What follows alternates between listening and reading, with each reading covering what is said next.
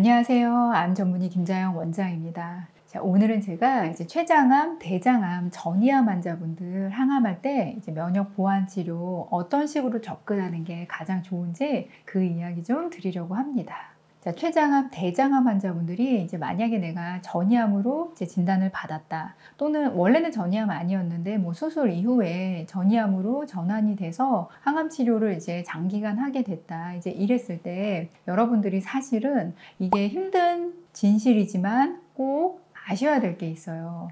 그게 뭐냐면 이 췌장암하고 대장암이 어떤 특성이 있냐면 이 두 가지 암은 면역항암제나 표적항암제가 없다고 보셔야 돼요. 자, 그러니까 전이암을 내가 만약 진단받았을 때 보통 우리가 하게 되는 항암제는 세포 독성 항암제입니다. 이 대장암이나 췌장암의 경우요. 자, 그리고 두 번째가 아쉽게도 이 세포 독성 항암제는 평균 몇 개월이 듣는 기간이냐면 6개월이에요. 평균이 6개월이라는 거는 6개월 전에 내성이 생길 수도 있고 6개월을 넘어서는 사람들도 있겠죠. 평균이 6개월이니까. 그래서 사실은 6개월 정도 때 내성이 생겨서 약을 바꾸게 된다고 해도 그건 이상한 게 아닌 게 이 세포독성 항암제를 하는 분들, 항암제가 듣는 그런 기간입니다. 근데 어떤 분들은 잘 들어서 9개월도 듣고 1년도 문제 없고 2년, 3년 대장암 같은 경우는 이렇게 가시는 분들 계시거든요. 이렇게 좋은 결과도 있지만 사실은 항암제, 세포독성 항암제라는 거는 평균 우리가 내성 기간을 6개월 정도 생각을 해요. 그러니까 너무 짧죠.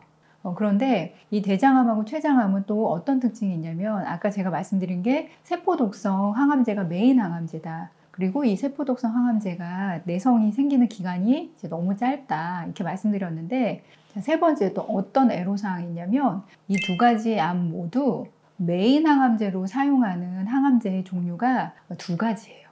이게 가장 안타까운 일인데 무슨 말이냐면 우리가 이 암들을 진단을 받고 전이암 진단받고 항암을 하게 된다 했을 때 첫 번째 하게 되는 항암제가 있을 거란 말이에요. 그 항암제에서 만약 내성이 생겨서 두 번째로 항암제를 변경했을 때 그 두 번째 항암제까지가 보통 메인으로 쓰는 항암제여서 대부분 그 두 가지 항암제가 끝나고 나면은 그 이후는 메인으로 쓸 수 있는 항암제가 없는 분들이 대장암이나 췌장암, 전이암 환자분들이거든요. 근데 이거 잘 모르는 분들이 사실은 굉장히 많으세요.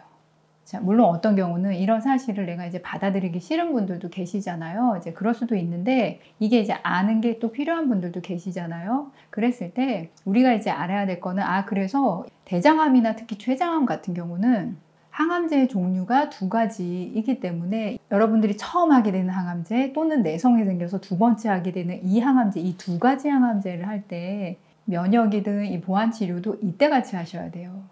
자, 제가 오늘 이 영상을 특히 준비한 이유가 요즘 들어서 특히 이 모든 항암제를 다 종료하고 메인으로 하는 더 이상 할 수 있는 항암제가 없는 분들이 오시는 경우들이 많은데 이분들이 사실 어떤 특징들이 있냐면요. 면역 보완 치료를 함께 안 한 분들은 대부분 이 두 가지 항암제 모두 내성이 생겼을 때 컨디션이 굉장히 많이 낮아져 있어요. 자, 항암제 치료를 할 때 제가 이전에도 여러 번 영상 올릴 때 영양제만 맞아도 도움이 된다 이렇게 말씀드렸잖아요. 영양제만이라도 일주일에 한 번이라도 맞아가면서 하는 분들 또는 면역치료 같이 하면서 가는 분들은 이 항암제 내성이 생겼다라고 했을 때도 컨디션이 완전 바닥은 아닌데 제가 지켜본 바로는 이런 치료 전혀 없이 그냥 세포독성 항암만 그것만 받고 있다가 항암제 내성 생겨서 더 이상 할 게 없다고 할 때는 대부분 오셨을 때 보면 컨디션도 완전 바닥이고 몸도 너무 말라있고 여러 가지 항암 부작용에 많이 시달리고 있는 경우들이 많거든요. 그리고 이런 분들은 저와 같은 의사랑 이렇게 면담을 해본 적이 없기 때문에 자기가 사실은 어떤 상황을 진행해 왔는지를 잘 몰라요. 그러니까 초반부터 항암하실 때 면역치료든 영양제든 수액 맞으면서 같이 가신 분들은 대학병원에서 자기가 어떤 치료를 받고 있고 어떤 상황이고 어떻게 앞으로 진행이 되는지를 면담을 하면서 대학병원에서는 못 듣는 내용이지만 알아가면서 가기 때문에 순간순간 대처도 되고 부작용에 대해서 관리도 되는데 이런 걸 전혀 없이 그냥 항암만 하시다가 항암제 내성 생겨서 더 이상 쓸 약이 없을 때는 사실은 부작용도 너무 심한 상태고 그동안 어떤 경과를 가져왔는지도 사실 알기 어렵기 때문에 치료가 힘들어지는 분들이 많기는 합니다. 그래서 다른 암들보다 대장암이나 췌장암 환자분들은 만약에 내가 전이암을 진단받았다 하면은 처음에 항암 하실 때부터 면역 보완 치료 함께 하시는 게 사실 훨씬 낫습니다. 항암 부작용도 완화시키고 그 다음에 우리가 어떻게든 항암제 외에도 암세포를 조금이라도 괴롭히는 작용들을 통해서 이 항암제 내성이 조금이라도 하루라도 이틀이라도 열흘이라도 더 늦어지게 하려는 게 이 면역 보완 치료의 핵심이거든요.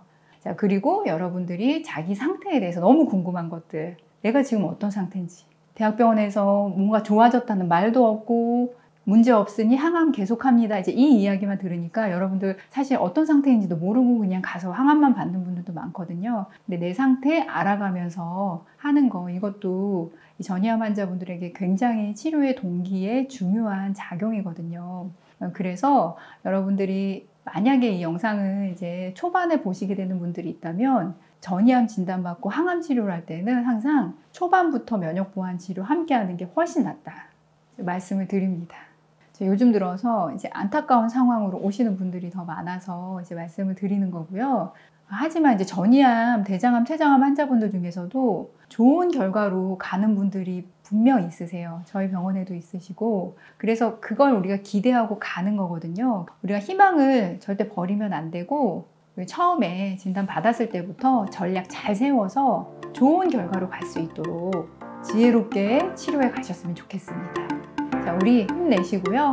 암 치유할 수 있습니다. 화이팅!